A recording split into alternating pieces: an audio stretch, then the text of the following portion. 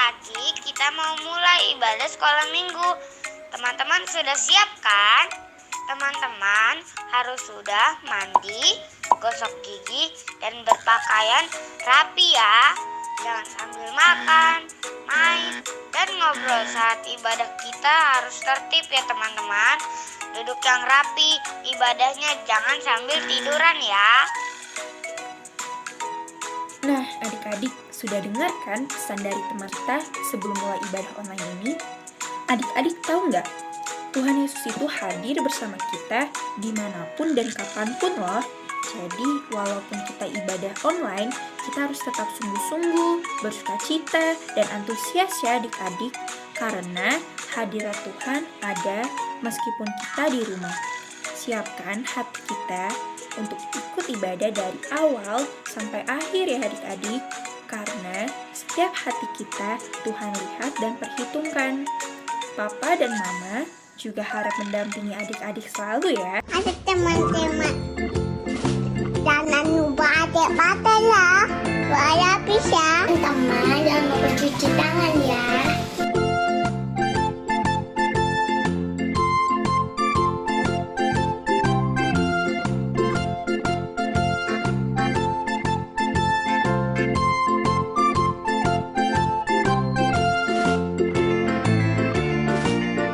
Jangan sering pergi ke tempat yang rame ya.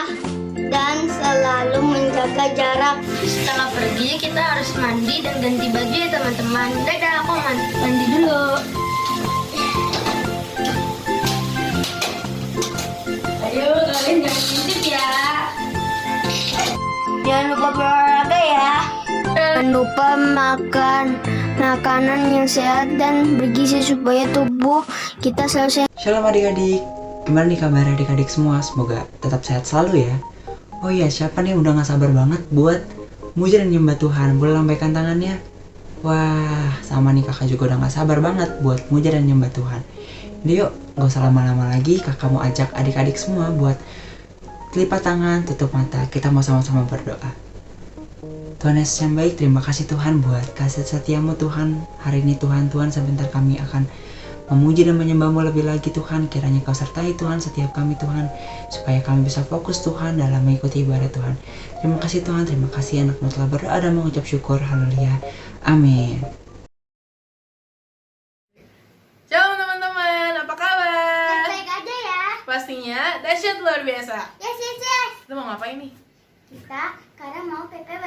Tapi sebelum mulai, kita mau Berdoa dulu. mari kita bersatu berdoa. Tuhan Yesus, hari ini kami mau PPW.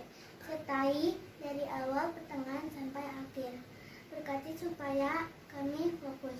Haleluya, amin. Amin.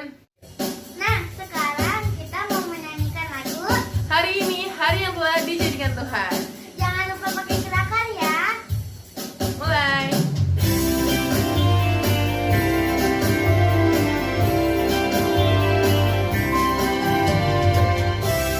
Hari ini hari yang telah dijadikan Tuhan. Mari kita bersuka. Hari ini hari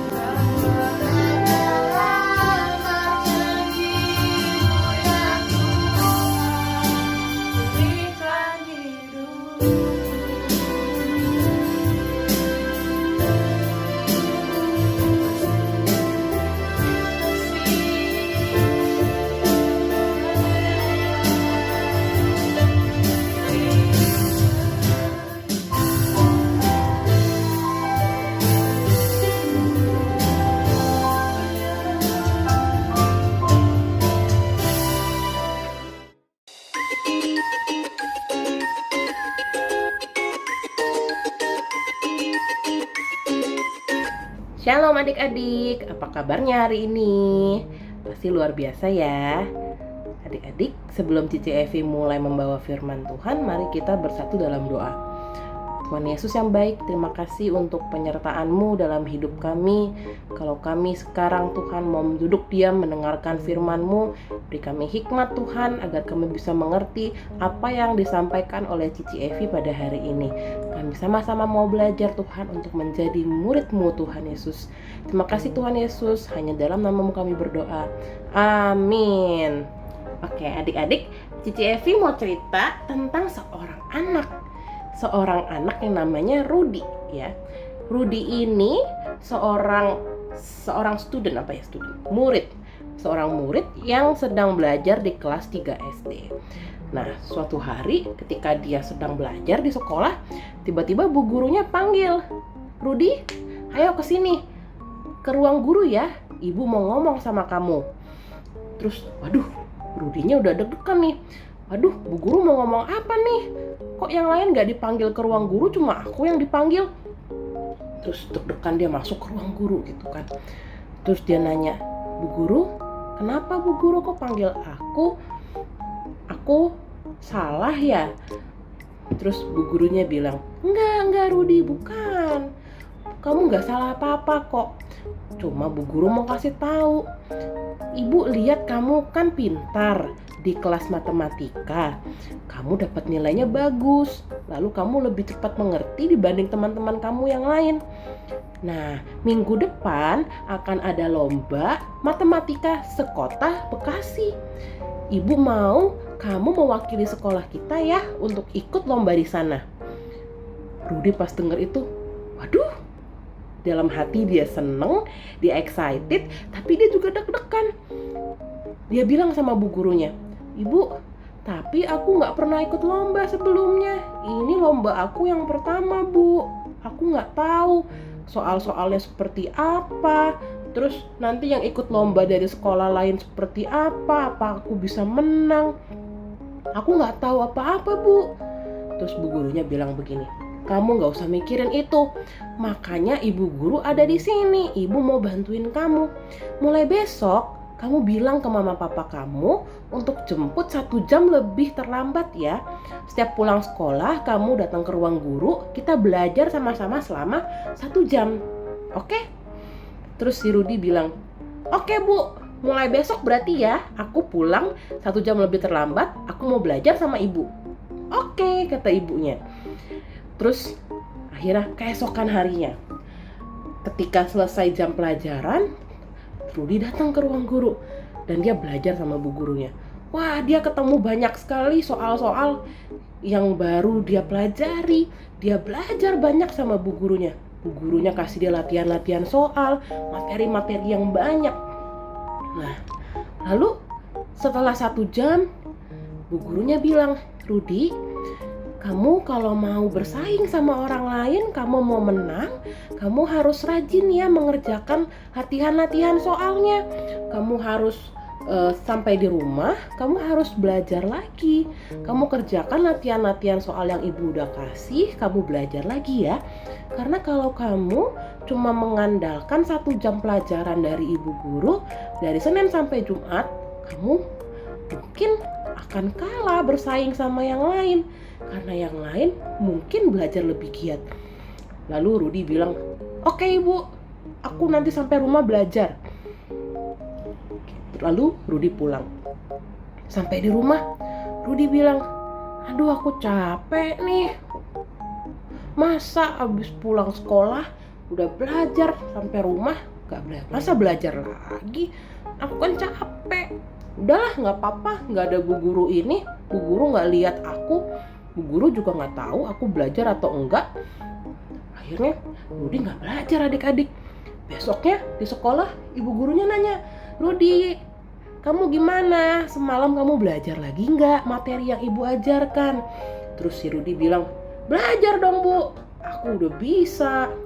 Akhirnya gurunya bilang, "Ya udah kalau gitu kita belajar materi yang lain ya." Terus akhirnya berlanjut seperti itu terus adik-adik. Sampai hari H mau lomba.